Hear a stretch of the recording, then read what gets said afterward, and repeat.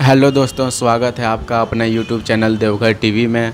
तो आज का विषय है किडनी रोग। किडनी रोग सुनने के साथ ही हम अक्सर घबरा जाते हैं, तो हमें घबराना बिल्कुल नहीं है, क्योंकि आज हमारे साथ जुड़ने वाले हैं किडनी रोग के मशहूर डॉक्टर मिहिर कुमार। डॉक्टर मिहिर कुमार जो कि MBBS, MD, DM किडनी रोग विशेषज्ञ एवं किडनी ट्रांसप्लांट विशेषज्ञ हैं और वो अभी धनबाद के एशियन जालान हॉस्पिटल में कार्यरत है। और वो अब मिलेंगे आपके शहर में, बिल्कुल आपके शहर में वो मिलेंगे और वो अपने अनुभव आपके साथ शेयर करेंगे, साझा करेंगे और वो बताएंगे कि आप कैसे किडनी से जुड़ी सारी समस्याओं का समाधान कर सकते हैं। और वो साथ में आपको कुछ ऐसी बातें बताएंगे जिससे आप किडनी से होने वाली बीमारी से हमेशा के लिए निजात पा सकते हैं। तो चलिए अब उनके साथ हम लोग खास बातचीत करते हैं और वो अपने सारे अनुभव, एक्सपीरियंस आपके सामने रखेंगे। तो अब हमारे साथ जुड़ चुके हैं डॉक्टर मिहिर कुमार। वैसे तो इनकी परिचय की कोई आवश्यकता नहीं है, फिर भी वो खुद से एक बार हमारे दर्शकों को अपना परिचय देंगे और अपने वर्किंग एक्सपीरियंस शेयर करेंगे।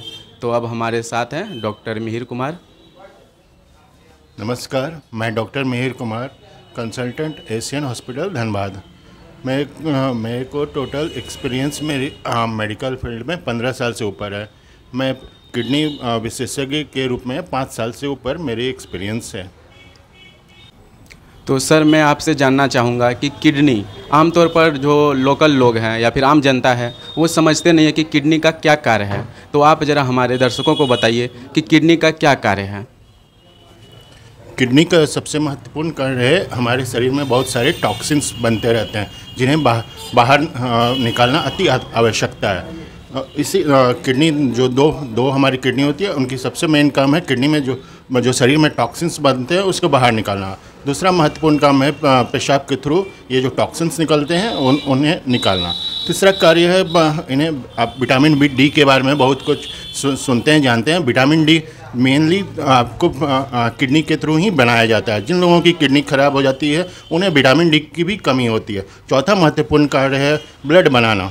आप जानते हैं जितने भी किडनी रोग मरीज होते हैं उनमें एनीमिया यानी कि ब्लड कम होना बहुत इम्पॉर्टेंट लक्षण है। इसलिए पांचवा कार्य है ये हृदय जो हार्ट का जो फंक्शन होता है उसे सही रखता है। ये जिन लोगों की किडनी खराब होती है उनके हार्ट भी खराब होने के चांसेस 60% से ज़्यादा होते हैं। इसलिए जब आपकी किडनी सही रहेगी तो आपकी हार्ट भी सही रहती है, अन्यथा किडनी खराब होने से आपकी हार्ट भी खराब होने का इक्वल चांस रहता है।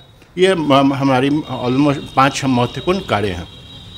तो सर ने जैसा कि आपके सामने किडनी से संबंधित महत्वपूर्ण जानकारियाँ रखी कि किडनी के क्या कार्य होते हैं, तो किडनी रोग का नाम सुनते ही अक्सर लोग घबरा जाते हैं। तो सर बताएंगे कि क्या हम लोग, जैसे कि अगर किसी को किडनी रोग होने की संभावना है तो कौन कौन से लक्षण उनके अंदर देखे जा सकते हैं कि वो खुद से ही जांच सकते हैं कि हाँ, अगर किडनी से संबंधित कुछ सावधानियाँ उनको बरतनी चाहिए, तो कौन से लक्षण वो देख सकते हैं कि उनको किडनी रोग हो सकता है। अनफॉर्चुनेटली किडनी रोग शुरू के समय में कोई भी लक्षण नहीं देती है। सिर्फ इनिशियल स्टेज में आपको आँख के ऊपर थोड़ी स्वेलिंग दिखती है और रात में थोड़ी रात में आपकी फ्रिक्वेंसी जो पेशाब की होती है वो थोड़ी बढ़ जाएगी।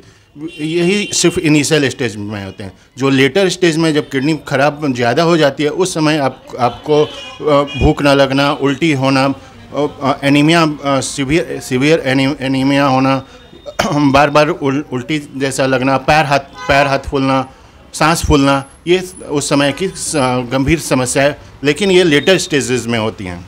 अब सर आपको बताएंगे कि किडनी रोग को कैसे रोका जा सकता है, क्योंकि अक्सर होता है कि हम जानकारी के अभाव में थोड़ा सा घबरा जाते हैं। तो किडनी रोग अगर आपको हो गया है या फिर होने वाला है तो आप इसे कैसे रोक सकते हैं। तो सर से जानते हैं कि सर कैसे किडनी रोग को रोका जा सकता है। जैसा कि मैंने बताया कि इनिशियल स्टेज में किडनी रोग कुछ भी साइन सिम्टम्स नहीं देता है। आपको पता होगा 70% लोग मुख्य कारण है या तो डायबिटीज़ या हाई ब्लड प्रेशर। 45% केसेस में मुख्यतः डायबिटीज़ लोग में होते हैं और 25% मुख्यतः जो हाइपरटेंशन या हाई ब्लड प्रेशर का शिकार होते हैं तो उनमें होते हैं। इन लोगों को सबसे ज़रूरी है, इन लोगों जो जिनमें हाई रिस्क है, जैसे हमारे डायबिटिक पेशेंट्स हैं या ब्लड प्रेशर, इन लोगों को अपना किडनी का जांच रेगुलर वे में 6 मंथली जरूर कराना चाहिए। सिर्फ हमारे ऑलमोस्ट 100 रुपीज़ की टेस्ट होती है। 6 मंथ्स में आपको यूरिया और पेशाब में आपकी प्रोटीन आ रही है या नहीं आ रही है, ये देखना अत्यंत आवश्यक है, स्पेशली डायबिटिक पेशेंट और ब्लड प्रेशर।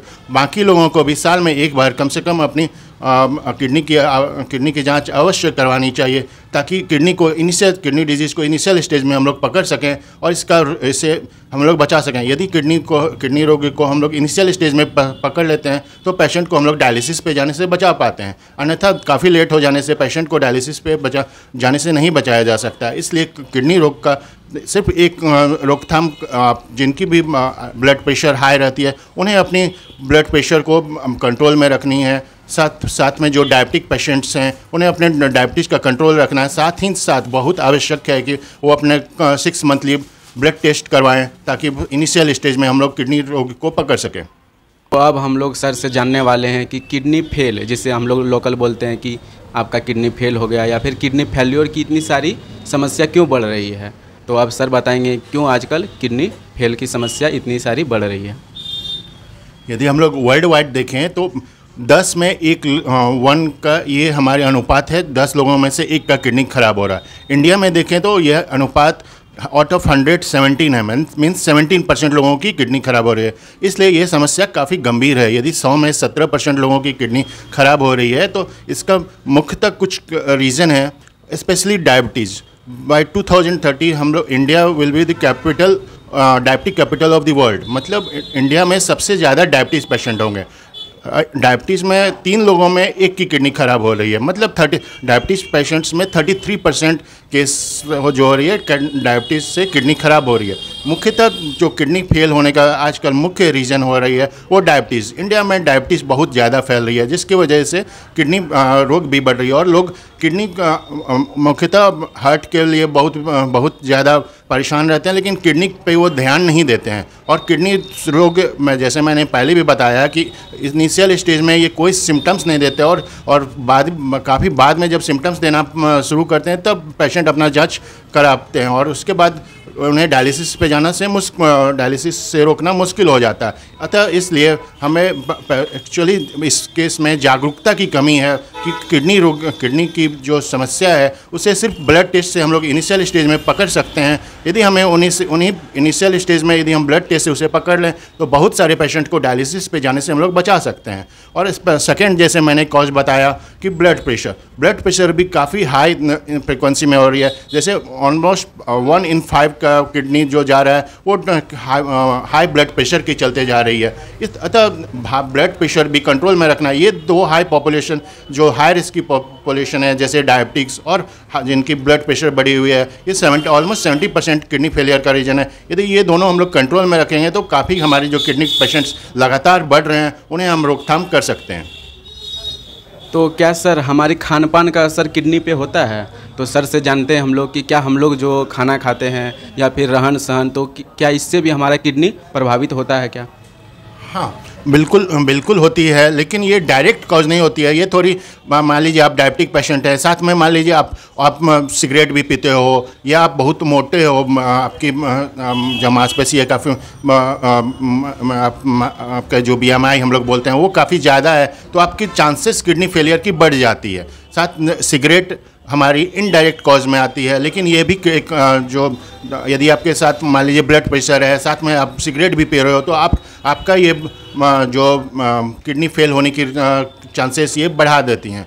साथ में आपको नमक जो हाई ब्लड प्रेशर का, बहुत सारे आप देखते हो कि बाहर में आजकल फ्राइड फूड्स, इसमें नमक की मात्रा बहुत ज़्यादा है। नमक की जब मात्रा जैसे भी ज़्यादा होगी तो आपके ब्लड प्रेशर का चांसेस बढ़ेगी और हमारे जो किडनी पे असर डालना शुरू करेगी। साथ में रहन सहन मतलब आजकल आदमी बहुत ज़्यादा आराम वाला ज़िंदगी खोजते हैं। उन्हें पहले इसलिए भी हमारी किडनी कम ख़राब होती थी क्योंकि पहले लोग बहुत ज़्यादा वर्क करते थे और मतलब मोटे जिनको आजकल ओबेसिटी जिसे हम लोग बोलते हैं, वो भी एक इनडायरेक्ट कॉज आती है। इसलिए मोटे लोगों में भी किडनी फेलियर की रीज़न, किडनी फेलियर एक मुख्यतः कारण है। इसलिए आपको अब रहन सहन, खाना पीना, ये भी आपकी किडनी के हेल्थ के लिए बहुत ज़रूरी है।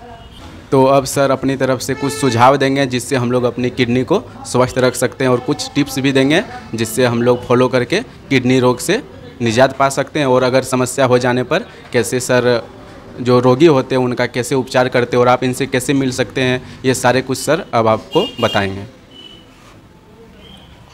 जैसे मैंने बताया, इनिशियल स्टेज में किडनी रोग कुछ भी सिम्टम्स नहीं देते हैं, और ये किडनी रोग किसी को भी हो सकती है। हम लोग 5 साल से लेकर 80 साल 85 साल तक के भी एज में किडनी फेलियर देख रहे हैं। 5 साल के बच्चे से लेकर 8 साल के 80-85 साल के वयस्क पे भी। तो आप सबसे पहला ये समझ लो कि किडनी रोग अनकॉमन नहीं है। आजकल बहुत ही ज़्यादा कॉमन है किडनी रोग। सबसे पहला तो ये जागरूकता करनी है कि किडनी रोग कॉमन है, और इनिशियल स्टेज में कुछ भी सिम्टम्स ये नहीं दे रही है। इसलिए आपको अपनी, जो लोग मेनली आप कैसे बच सकते हो, जो लोग डायबिटिक्स हैं या जो ब्लड प्रेशर के, या जिनके फैमिली में किसी को भी किडनी फेलियर की शिकायत है, वो अपने 6 मंथली टेस्ट ब्लड टेस्ट हो जाती है जिसकी कॉस्ट 100 रुपये भी नहीं पड़ती है। वो टेस्ट कराते रहिए आप। और किसी भी यदि आपकी टेस्ट में कुछ भी गलत निकलता है, आपकी यदि क्रेटिनिन बढ़ी हुई रहती है या आपकी यूरिन से प्रोटीन आता है, तो नेफ्रोलॉजिस्ट, किडनी रोग विशेषज्ञ से ज़रूर मिले। वो आपको पेशेंट को आगे किडनी फेलियर होने से बचा सकते हैं, आपको डायलिसिस पे जाने से बचा सकते हैं। साथ ही साथ आप सिगरेट का सेवन सिगरेट को बिल्कुल नहीं लीजिए। ये हमारी किडनी के हेल्थ के लिए बिल्कुल ख़राब है। नमक बहुत लिमिटेड अमाउंट में लें, एक्सरसाइज करें, हेल्दी लाइफस्टाइल जिएं, और सबसे मेन फिर मैं बोलूँगा, अपने जो लोग हाई रिस्क पॉपुलेशंस हैं जैसे डायबिटीज़ और हाइपरटेंशन, वो अपना ब्लड टेस्ट कराते रहिए 6 मंथली। आप और स्वस्थ लाइफस्टाइल जिए, आपकी किडनी स्वस्थ रहेगी। पानी भी 3 साढ़े 3 लीटर पानी नॉर्मल इंसान को पीनी चाहिए, स्पेशली गर्मी में। जाड़े में 2-2.5 लीटर भी आप पियोगे तो आपकी किडनी स्वस्थ रहेगी। तो ये खास बातचीत थी हमारी डॉक्टर मिहिर कुमार से, तो उन्होंने अपने अनुभव आपके साथ शेयर किए। अगर आप डॉक्टर मिहिर कुमार से मिलना चाहते हैं तो आप देवघर टावर चौक के समीप देवघर मेडिकल में संपर्क कर सकते हैं। वो वहाँ विजिट करते हैं, और आपको सामने नंबर दिख रहा होगा, आप इस नंबर पे कांटेक्ट करके डॉक्टर मिहिर कुमार से अपनी सलाह ले सकते हैं। तो ये है देवघर मेडिकल, जो कि सबसे सस्ती दवा की दुकान पूरे देवघर में मानी जाती है। तो ये खास बातचीत थी हमारी डॉक्टर मिहिर कुमार से। तो आपको वीडियो कैसा लगा कमेंट बॉक्स में बताइएगा, और अगर अच्छा लगे तो लाइक कर दीजिएगा और चैनल को सब्सक्राइब कर लीजिएगा, क्योंकि हम आपके लिए हमेशा वो वीडियो लाएंगे जो आपके लिए हेल्पफुल होगा। वीडियो पूरी तरह से देखने के लिए धन्यवाद। मैं आपके अच्छे भविष्य की कामना करता हूँ। Thank you so much.